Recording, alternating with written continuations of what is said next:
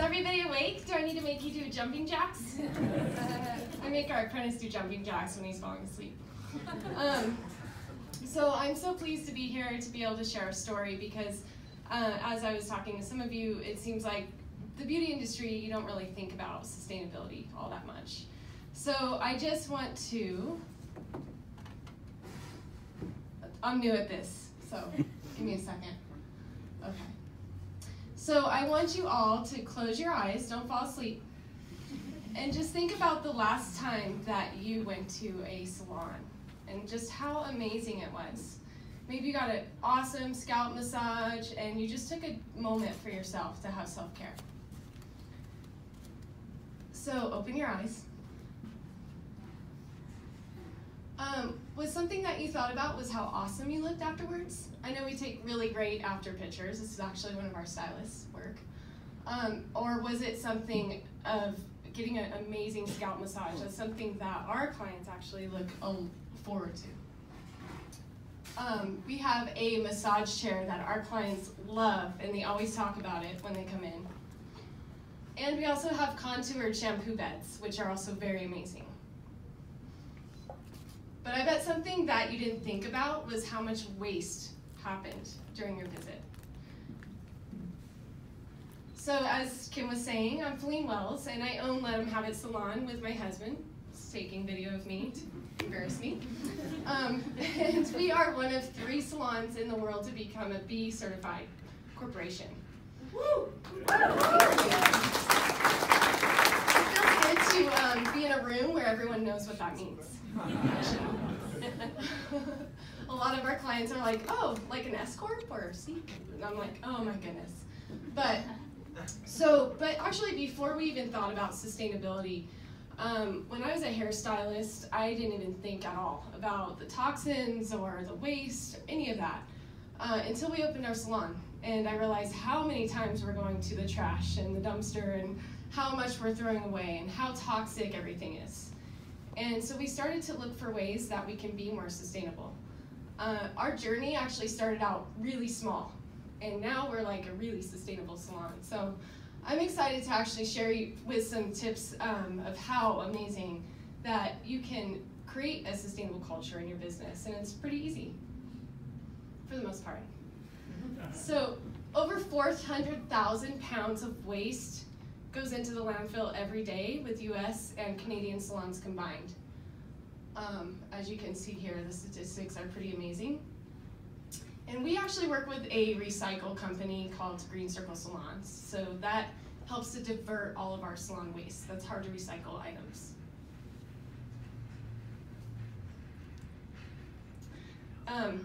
Super glamorous, right? So I love this picture actually, because that represents the color waste that would be in our water streams. And we're able to divert all of that color waste. That's excess color from a color bowl. And then we have foils, color tubes, peroxide bottles. I see faces of disgust. Makes me very happy. So even, bye-bye, I'm not gonna go for that. So even what happens to your hair when you get a trim? So think about, like, a lot of people, when I talk to them, they're like, yeah, but I never go to a salon for hair color. Like, I just, I don't believe in that. But I get a haircut, and what happens to your hair? And so when you think about it, like, you're like, yeah, but it's natural, it breaks down. Actually, when hair goes into a landfill, it then gets off methane gas. And so it never breaks down. It's a really strong protein that doesn't break down. And a lot of salons, our businesses use K-cups, which I'm still puzzled by because they don't taste very good. My husband's opening a coffee shop in a couple months, and I'm like a total coffee snob. So at our salon, we do French press. And then we also offer like organic infused waters that we create every day. So we don't use water bottles. So thinking of like alternative ways to cut down your waste as well as divert it. Another thing that's interesting is like salons use a ton of water. We found this amazing company called EcoHeads, and they help to not only filter the water, but they help to conserve the water. So another question that gets asked is, but how do you make your people passionate about recycling? So I really want to share with you 3 ways that we do that at our salon. So the first one is to empower your team. Empower your team with the knowledge of why they need to recycle and to help them understand that their efforts matter. Actually, Annette, she's our salon coordinator, she created this whole thing. Across the street we have this amazing park. It's full of trash, but it could be amazing. So she created this park cleanup where we involve our community and we just recycle all the trash in the park. I promise I don't love trash. I know our clients think I do because I'm always walking around with all these trash bags taking pictures, but this is, I wanted to demonstrate, this is 1 week worth of trash in a salon. This does not include any of our local recycling, which is also a ton. This only includes hair foils, plastic hard to recycle items, hair clippings, that whole bag there is hair clippings. This doesn't include anything like compost, which is about 10 pounds a week that we compost. So this is very little, but this is how much waste. That would go in the landfill normally. See, I like trash. But this is to show you how little trash we now recycle. This is 2 weeks worth of trash, and it's about a pound. We know this because Annette, the same person that created the park cleanup, brought a scale into work, and so now we get to weigh our trash. That's how much we love it. But also this waste basket. We only have 2 waste bins in our salon now. So this brings me to my second point, is making it really hard to throw away and making it really easy to be sustainable. So the more compost bins, the more recycle bins that you have, the less trash bins, it's harder to throw away. And it also makes you very mindful of what you purchase. Because when you audit your trash and you're like, actually, I can't do anything with this, but throw it away, then you think of alternative ways that you can purchase.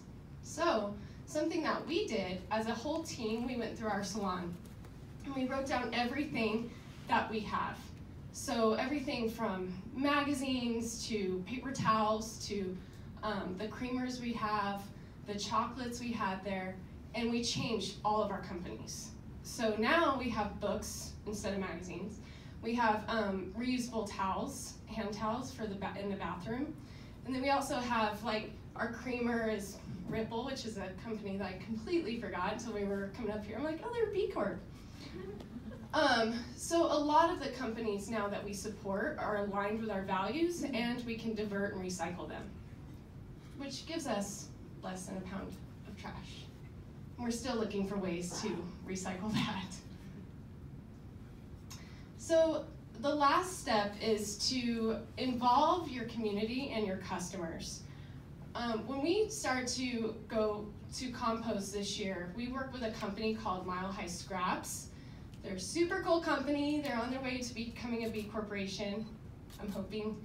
And we were so excited about it, but a lot of our team didn't really understand the reason behind why to compost and what the difference is between commercial composting to at-home composting. So we invited them to come in and teach a class. We also have classes around recycling. One of our clients works for EcoCycle. And so she came in, taught a class on recycling, what to recycle, how to recycle. We also had a class on how to become a leader of your own life, because we feel like if people understand the purpose and the reason why they're doing things, then they tend to hold themselves and each other accountable. So it's not like I'm running around like, you better throw that in the right bin. They understand and they do hold each other accountable for it. Here's a picture.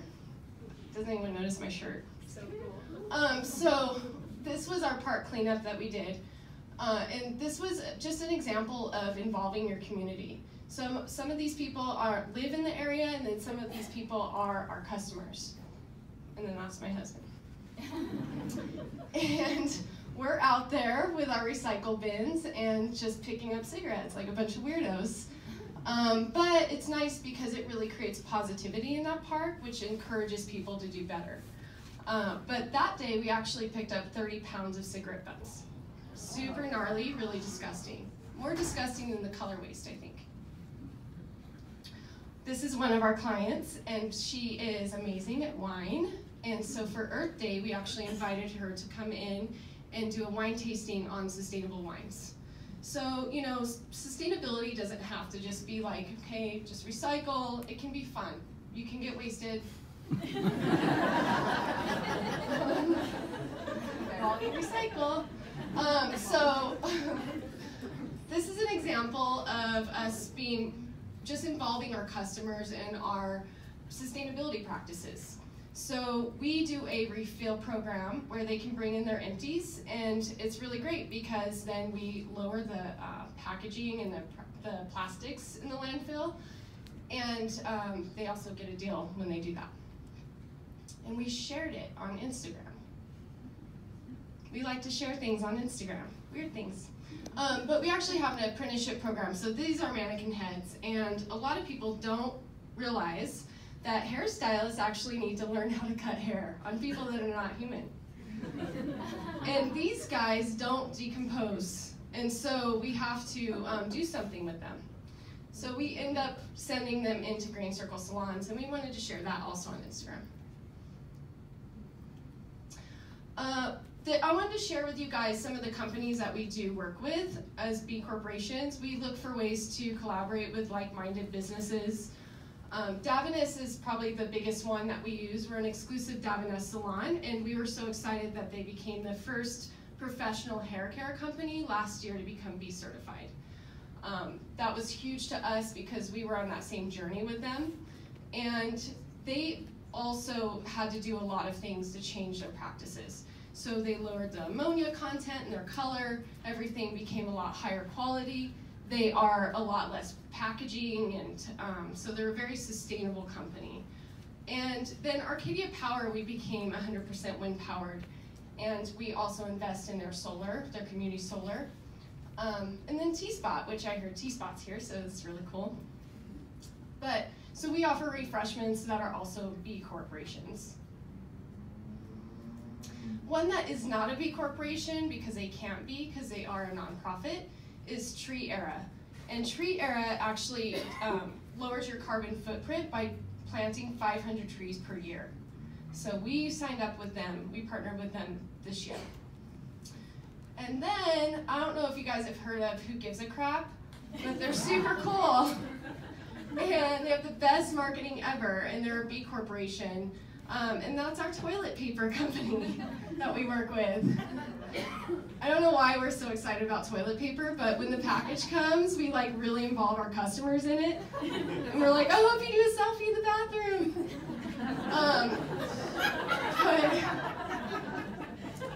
But please don't. So yeah, so that's my spiel, and I just really hope that I inspired you guys, and I just wanted to remind you that, you know, creating a sustainable culture is not just about recycling. Having a sustainable culture for us is about having compassion for not only the world, but everybody in it. So I hope that you took that back to your salon. That would be amazing. And when you tell them, please tell them to contact me, because I'm happy to help them.